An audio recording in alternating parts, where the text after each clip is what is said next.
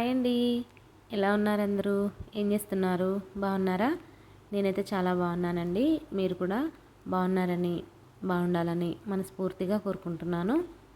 ఈరోజు మన ఛానల్లో సమ్మర్లో దొరికే చింత చిగురుతో ఎండు రొయ్యలు వేసి ఫ్రై చేసుకుందాము. చాలా బాగుంటుంది టేస్ట్ అయితే. ఈ ఎండు రొయ్యలు కూడా చింత చిగురు కాంబినేషన్లో వండటం వల్ల స్మెల్ కూడా లేకుండా చాలా టేస్టీగా ఉంటుంది ఈ ఫ్రై. మీరు కూడా తప్పకుండా ట్రై చేయండి. వీడియో చివరి వరకు చూడండి. నచ్చితే లైక్ చేయండి. నా ఛానల్ని ఇంకెవరైనా సబ్స్క్రైబ్ చేసుకోకపోతే తప్పకుండా సబ్స్క్రైబ్ చేసుకోండి. అయితే ఈ కర్రీ రెడీ చేసుకోవడానికి చిన్న ప్రిపరేషన్ అయితే ఉంటుందండి. దానికి ముందుగా స్టవ్ వెలిగించుకొని ఒక కళాయి పెట్టుకొని మనం తీసుకున్న రొయ్యలు ఏవైతే ఉన్నాయో ఎండు రొయ్యల్ని ఫ్రై చేసుకోవాలండి. డ్రై రోస్ట్ చేసుకోవాలి. ఇలా చేసుకోవటం వల్ల దానికి ఉన్న తల, తోక ఇవన్నీ ఈజీగా క్లీన్ అయిపోతాయి అన్నమాట. క్లీన్ చేసుకోవడానికి ఈజీగా ఉంటుందన్నమాట ఇలా. అందులో దీనికి కొంచెం ఏమైనా ఇసుక కానీ అలా ఏమన్నా ఉన్నా కూడా ఇలా రోస్ట్ చేసుకోవటం వల్ల అడుక్కొచ్చేస్తుంది. నేను ఒక 100 గ్రాములు అయితే తీసుకున్నానండి రొయ్యలు. 100 గ్రాముల రొయ్యలకి 200 గ్రాములు చింత చిగురు తీసుకున్నాను. ఈ క్లీనింగ్ ప్రాసెస్ ముందు చేసేసుకుంటే తర్వాత కర్రీ తొందరగా అయిపోతుందన్నమాట.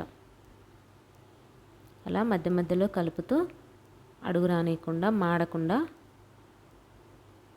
అలా రోస్ట్ చేసుకోవాలి. చూసారా, అడుగుకి చాలా వేస్ట్ అనేది వస్తుంది. అలా రావాలన్నమాట. కొంచెం కలర్ చేంజ్ అయ్యే వరకు కూడా ఇలా కలుపుతూనే ఉండాలి. అంతే అండి, మన రొయ్యలు అయితే రెడీ అయిపోయాయి. ఇప్పుడు స్టవ్ ఆఫ్ చేసుకొని వీటిని ఒక పేపర్ మీద వేసేసుకొని క్లీన్ చేసేసుకుందాము.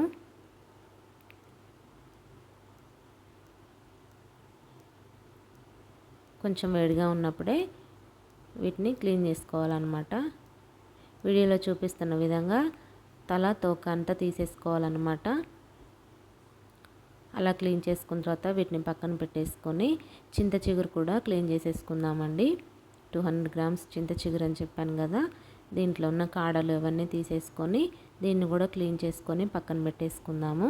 ఇప్పుడు మెయిన్ కావాల్సినవి ఏంటో చూసేద్దాము. ఈ కర్రీకి 2 ఉల్లిపాయలు మీడియం సైజు కట్ చేసుకున్నానండి. 3 పచ్చిమిరపకాయ ముక్కలు, చింత చిగురు క్లీన్ చేసుకున్నది, రొయ్యలు క్లీన్ చేసుకున్నది, పసుపు, ఉప్పు, కారం, ఈ 3 అన్నమాట. ఇవే మనకి మెయిన్ కావాల్సినవి. ఇప్పుడు స్టవ్ వెలిగించుకొని అదే కళాయి పెట్టుకొని ఒక 4 స్పూన్ల దాకా ఆయిల్ వేసుకుందాము. ఈ ఆయిల్ కొంచెం హీట్ అయ్యాక కొద్దిగా జీలకర్ర వేసుకుందాము. జీలకర్ర కొంచెం ఫ్రై అయ్యాక దీంట్లోనే మనం కట్ చేసుకొని పక్కన పెట్టుకున్న ఉల్లిపాయ, పచ్చిమిరపకాయ ముక్కలు అయితే వేసేసుకుందాము. వేసి ఒకసారి కలుపుదాము.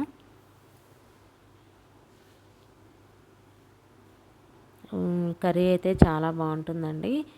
ఈ మామూలుగా రొయ్యలు టమాటాతో కానీ అలా వేసుకొని వండుకున్నప్పుడు కొంచెం స్మెల్ వస్తుందని చాలామంది అనుకుంటారు. కానీ ఇలా చింత చిగురు కాంబినేషన్లో వండితే స్మెల్ కూడా తెలియదు, పులుపు కాబట్టి. ఇప్పుడు దీంట్లోనే ఒక 1/2 స్పూన్ పసుపు, రుచికి తగినంత సాల్ట్ కూడా నేను ఆనియన్స్లోనే వేసేస్తున్నానండి. ఇలా వేయటం వల్ల ఆనియన్స్ తొందరగా మగ్గుతాయి. మళ్ళీ ఒకసారి కలుపుకుందాము. ఈ ఆనియన్స్ అయితే ఫ్రై అయిపోయాయండి. ఇప్పుడు దీంట్లో మనం క్లీన్ చేసుకొని పక్కన పెట్టుకున్న రొయ్యల్ని అయితే వేసేసుకుందాము. చూసారా, ఎంత క్లీన్గా అయ్యాక కొన్ని అయ్యాయి అన్నమాట. చాలా కొంచెంగా వేస్ట్ అనేది ఎక్కువ పోతుందన్నమాట. రొయ్యలు కానివ్వండి, చింత చిగురు కానివ్వండి. అందుకే నేను చింత చిగురు 200 గ్రామ్స్ తీసుకుంటే రొయ్యలు 100 గ్రామ్స్ తీసుకున్నాను. ఈ రొయ్యలు ఆల్రెడీ రోస్ట్ అయినవే కాబట్టి ఎక్కువసేపు కూడా ఫ్రై చేయాల్సిన అవసరం లేదండి. కొంచెం సేపు అయ్యాక ఒక స్పూన్ కారం అయితే వేసేసుకుందాము. వేసుకొని మళ్ళీ ఒకసారి కలుపుకుందాము.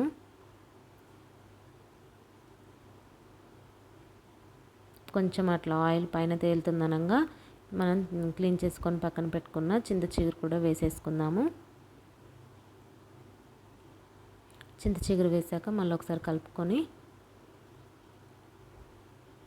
చిగురు, రొయ్యలు మొత్తము కారం అదంతా పట్టేలాగా బాగా కలుపుకోవాలి. చింత చిగురు కూడా ముద్దల్లా పడకుండా విడివిడిగా వచ్చేలాగా మంచిగా కలుపుకోవాలన్నమాట.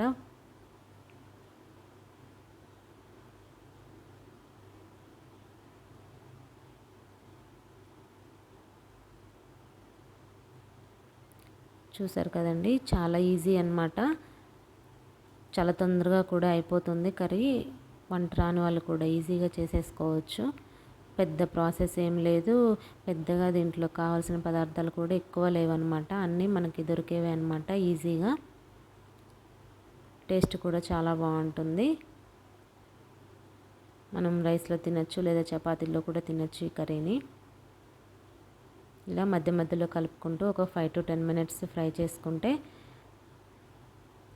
మన చింత చిగురు ఎండు రొయ్యల ఫ్రై రెడీ అయిపోతుందండి. అడుగు రానివ్వకుండా మధ్య మధ్యలో కలపటం మాత్రం మర్చిపోకండి. అడుగు వచ్చిందంటే మాడిపోయిందంటే టేస్ట్ అంతా పాడైపోతుంది.